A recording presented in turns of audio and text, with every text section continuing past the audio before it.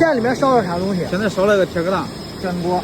老铁们晚上好，这个看着像烤箱的物件叫电阻马伏炉，用于精准热加工封闭实验，温度可以控制到正负2度。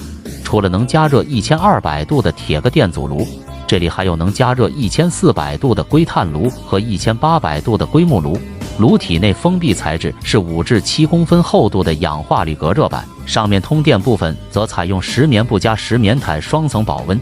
连接硅碳棒的是铝丝编制的导线，生产工艺可以最大限度保证导电和加热效率，广泛应用在医药、制造业和化学实验等热加工领域。